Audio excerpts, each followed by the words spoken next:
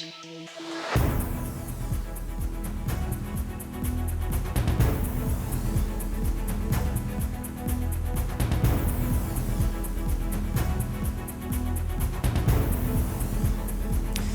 evening and welcome to Ukraine Brief. I'm Marie Cato. Today marks 1,451 days since Russia launched its full-scale invasion of Ukraine. Here are the latest stories of the day.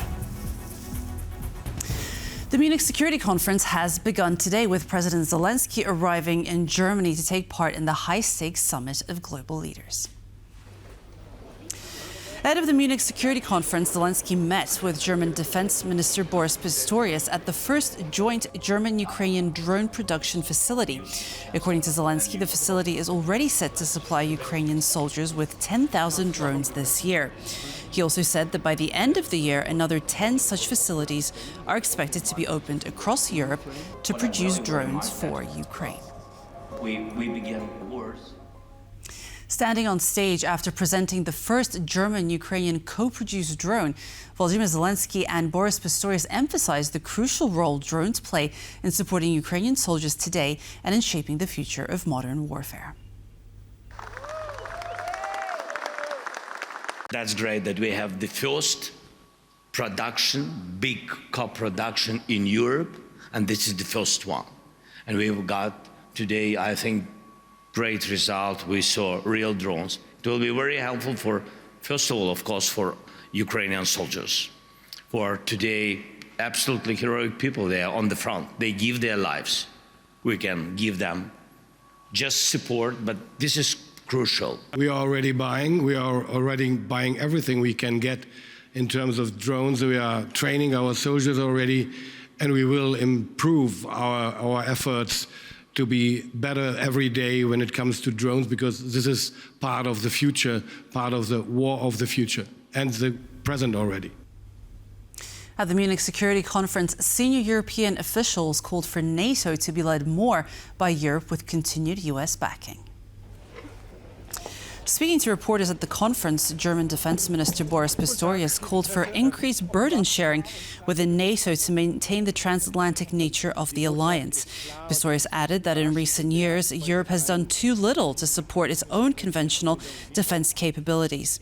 NATO Secretary General Mark Rutte shared the sentiment while pointing to the increases in defense spending that multiple European nations have already made. Rutte also highlighted the necessity of increasing Europe's defense capabilities within the context of the war in Ukraine. This comes as U.S. Secretary of State Marco Rubio warned of a, quote, new era in geopolitics, requiring its partners to re-examine their strategic roles in light of external threats.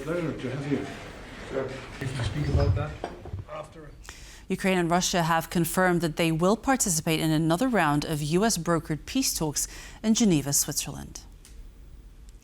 In a statement this afternoon, Ukraine's chief negotiator Rustem Umerov announced that the Ukrainian delegation has already begun preparations for the meeting. President Zelenskyy's chief of staff, Kyrylo Budanov, will join the team along with 4 other senior officials. The Kremlin will deploy its envoy, Vladimir Medinsky, to join talks in Geneva. An aide to Vladimir Putin, Medinsky has already been heavily criticized by Ukrainian officials for his use of convoluted historical arguments in previous negotiations.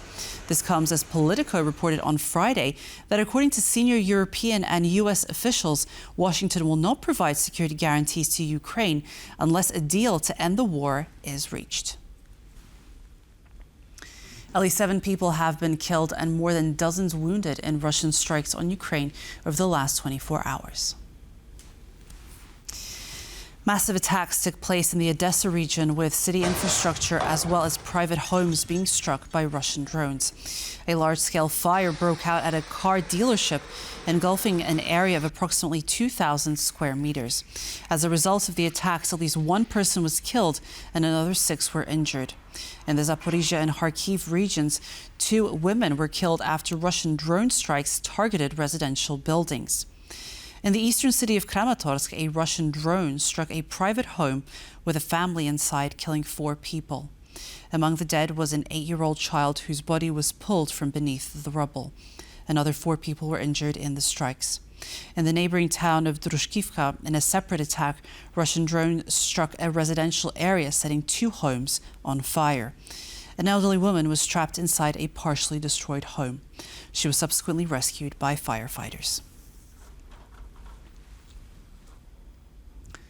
We continue following the story of Ukrainian skeleton racer Vladyslav Heraskevych. After being disqualified on Thursday over his helmet, he appealed to the sport's highest court. The appeal, however, was dismissed this afternoon. So I was unjustifiedly suspended, and I believe that these games now and this act of IOC also serves as an instrument of propaganda for Russia.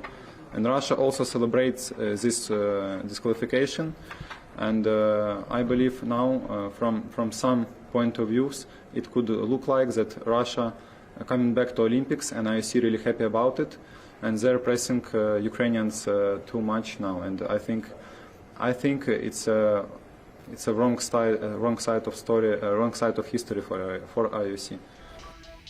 And that's all from Ukraine today. Thank you for watching, and stay for more with TVP World and tvpworld.com. Goodbye.